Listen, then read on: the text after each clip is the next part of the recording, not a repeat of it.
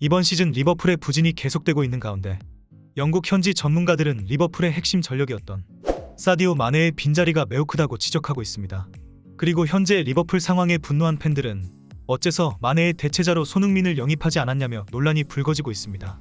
리버풀은 지난 시즌만 하더라도 맨시티의 대항마로 손꼽힐 정도로 강력한 우승 후보였지만 이번 시즌은 챔피언스리그에 진출하기도 벅찬 상태입니다. 현재 2승 3무 2패로 리그 10위로 밀려난 리버풀은 지난 시즌 강력했던 모습은 온데간데 없으며 전문가들은 현 사태의 가장 큰 원인으로 이번 여름 이적 시장에서 괜찮은 영입이 이루어지지 못하고 핵심 선수들의 기량 저하와 이탈을 그 원인으로 지목했습니다. 현재 바이에른 뮌헨으로 떠난 사디오 마네는 손흥민과 같은 윙어 포지션이며 그동안 리버풀에서 활약하며 프리미어리그와 챔피언스리그의 우승을 이끌었던 선수입니다. 따라서 영국 스카이 스포츠 소속의 전문가 폴 머스는 리버풀이 마네를 팔아버린 것은 최악의 판단이었다고 말하며 핵심 선수 마네를 판매하고 그의 빈자리를 제대로 보강하지 않은 것은 이해가 되지 않는다고 설명했습니다. 폴 머스는 마네의 대체자로 들어온 다르윈 누네스는 리그에 전혀 적응하지 못하고 있으며 공격에 있어서 위협적인 모습을 찾아볼 수 없다고 평가했습니다.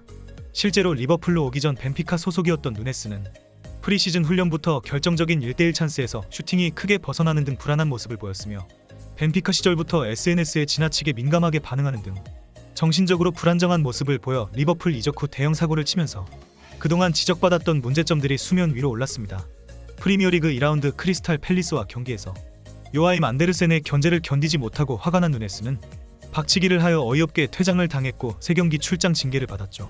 즉 마네의 대체자로 들어온 누네스는 실력으로 보나 멘탈로 보나 한참 떨어진다는 것이 리버풀 팬들의 평가입니다. 이런 상황에서 스카이 스포츠 소속 축구 해설자 크리스 보이드는 리버풀은 이번 여름 손흥민을 영입했어야 했다고 주장했습니다.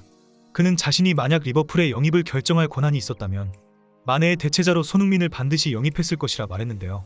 빠른 스피드와 양발을 자유자재로 다루는 손흥민은 어느 상황에서나 정교한 슈팅으로 상대팀을 위협할 수 있는 선수로 필드 위에서 뛰는 것만으로도 팀이 얻는 이득이 막대하다며 손흥민의 영향력이 얼마나 큰지 설명했습니다.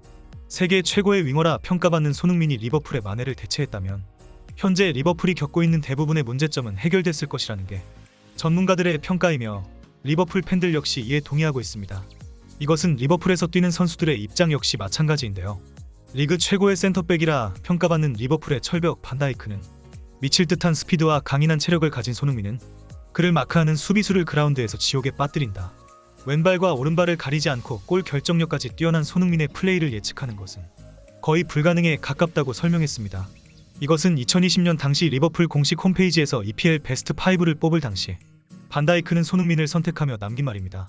독일 시절부터 손흥민과 인연이 깊은 클롭 감독 역시 함부르크 시절부터 손흥민을 주목했으며 언제나 경기를 결정지을 수 있는 훌륭한 선수라고 평가하며 지속적으로 손흥민에 대한 관심을 표출했습니다. 실제로 리버풀은 그동안 손흥민을 영입하려고 다양한 시도를 했던 것으로 알려졌는데요. 만약 지난 시즌 토트넘이 챔피언스리그에 진출하지 못하면 이번 여름 이적 기간 동안 손흥민 영입을 적극적으로 추진했을 것이지만 아쉽게도 토트넘이 챔스에 진출하면서 계획은 무산되었다고 합니다.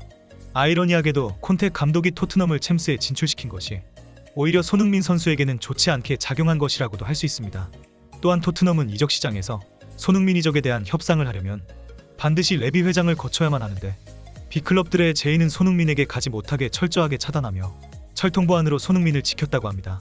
이것은 토트넘의 에이스인 손흥민이 빠지면 안 되니 당연한 판단이라고 볼 수 있겠지만 그렇다면 에이스에게는 그에 걸맞는 대우를 해줘야 한다고 저는 생각합니다.